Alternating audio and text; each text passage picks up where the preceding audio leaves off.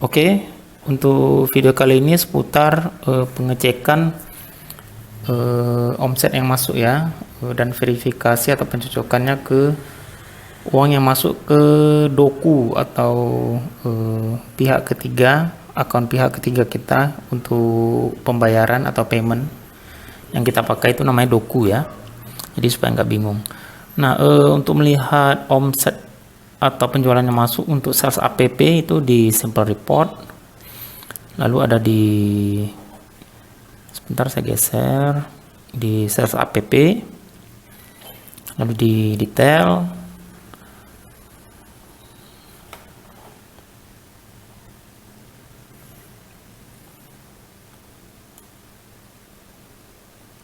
tunggu sebentar.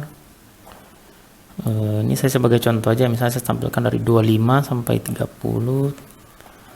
Nah, ini bentuknya seperti ini ya, reportnya. Sebentar. Nah, nomor struk, tanggal, kode member, nama member, payment, tipe paymentnya ya. Apakah melalui virtual account BCA. Ini kalau COD itu misalnya kalau misalnya dia si member itu datang ke toko untuk membayar, ataupun misalnya saat kurir kita antar ke sana baru dibayar, itu maksudnya COD ya. Nah, ini nanti kemungkinan kalau COD misalnya dia jemput ke toko dan bayar di toko, kemungkinan nanti ini akan bisa kita buat support beberapa pembayaran ya, kayak di yang seperti juga yang di POS, yang di kasir seperti biasa, entah itu melalui OVO, kartu kredit, kartu debit. Nah, nanti kita akan buat bisa seperti itu, makanya kita sediakan payment type 2 atau tipe payment 2 gitu, jadi supaya jelas informasinya. Nah, ini informasi lain-lainnya kayak subtotalnya, ada apakah menggunakan poin diskon, seperti itu, payment fee-nya, delivery-nya, ongkos delivery-nya, terus total yang harus dibayar, total yang dibayarnya si customer berapa, seperti itu. Nah, ini di sampingnya ada ini total belanja ya, maaf ya, ini tadi total belanjanya. Ini total pajaknya, mendapatkan poin berapa. Nah, ini yang di total bayar ini adalah kenapa dibedakan dengan total belanja? Nah, karena itu yang di beberapa video yang sebelumnya juga ada saya jelaskan tentang gimana kalau misal orang pesen 10 barang cuma yang ada 8 item. Nah, itu kan nanti dia pada saat pertama dia bayar, misalnya dia bayar 100.000, kita anggap ini kalau kasusnya adalah dia bayar dulu ya, baru nanti barangnya diantarkan atau misalnya dia jemput. Misalnya dia bayar melalui virtual account punya. Jadi kan ceritanya dia sudah bayar duluan gitu loh. Nah, berarti kan yang dia bayarkan dengan total belanja kan nanti bisa berbeda. Nah, itu maksudnya kenapa kami bedakan kolomnya gitu. Nah, makanya di samping ini ada keterangan nanti dikembalikan ke dompet berapa gitu. Nah, ini misalnya total bayar 20.400, tapi karena barang tersedia tidak semua, yang tersedia cuma 17.200 secara di total ya, bersama dengan yang lain-lainnya, maka ini dikembalikan ke dompet itu senilai 3.200. Jadi maksudnya seperti itu ya. Nah, ini reportnya.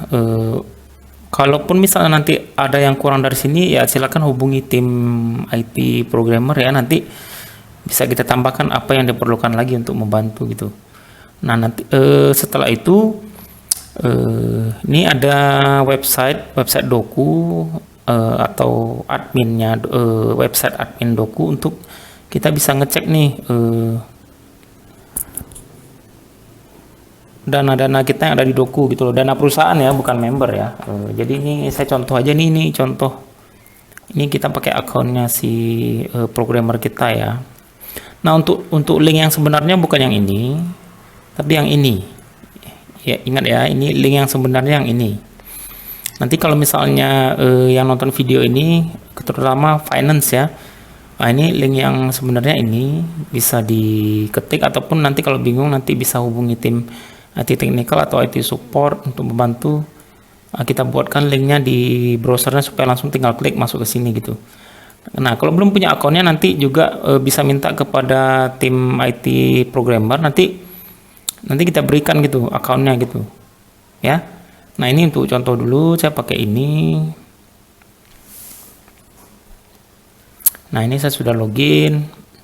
Nah, di menu report, nah itu ada beberapa report. Nah, ini kita ke transaction dulu ya. Nah, menu transaction ini seperti ini. Nah, jadi di melalui menu ini kita bisa melakukan pencocokan nih per hari misalnya, atau terserah misalnya per minggu juga ya, bagaimana biasanya finance atau bagaimana baiknya finance melakukan verifikasi gitu. Kita bisa melakukan pencocokan, yang transfer ke virtual account-nya kita atau yang ke Doku itu ada nomor transaksi atau nomor struknya yang mana aja sih dan jumlahnya berapa. Nah, itu tinggal dicocokkan aja di sini. Kan ada nomor struk ya kan. Terus ada jumlah bayarnya tadi di belakang. Ini saya agak geser-geser ya karena monitornya agak kecil. Nah, ini ada total bayarnya, ini tinggal dicocokkan dengan ini nomor struk ini. Nah, ini invoice number, ini nomor struk. Terus ini jumlah bayarnya. Terus ini ada tanggal berapa, terus ada virtual account-nya melalui mana. Nah, jadi tinggal dicocok-cocokin aja. Kalau perlu pencocokan gitu. Nah, itu tuh fungsi yang report yang pertama. Ya, ini ada report settlement. Settlement ini seperti yang sudah saya pernah jelaskan di meeting ya. Itu settlement-nya kan otomatis. Nah, jadi mungkin setiap harinya itu harus dicek apakah ada settlement. Nah, ini melalui report yang di sini. Jadi settlement-nya itu nanti akan ditransfer ke bank yang kita registrasikan di akun Dokunya kita itu. Nah, jadi itu otomatis gitu settlement-nya. Nanti settingnya itu melalui, sebentar saya cari, kalau nggak salah di setting settlement. Nah, ini bisa mendaftarkan bank account-nya di sini untuk settlement-nya gitu. Mau ditransfer ke akun perusahaan yang mana, setiap kali ada pencairan dari Doku gitu. Jadi melalui di sini settingnya. Nah, kalau pun bingung nanti bisa hubungi tim IT programmer ya untuk dibantu ya untuk mendaftarkannya gitu. Oke. Nah, untuk melihat settlement-nya apakah hari misalnya misalnya untuk hari mau ngecek yang kemarin, atau misalnya di akhir hari mau ngecek apakah ada settlement. Nah, tinggal di menu report settlement gitu. Nah, yang lain-lain ini kurang ada fungsi ya. Jadi dua ini yang kita akan selalu pakai biasanya. Begitu ya. Oke, untuk antarmuka atau webnya Doku pihak ketiga untuk payment gateway-nya sampai di sini. Oke, terima kasih.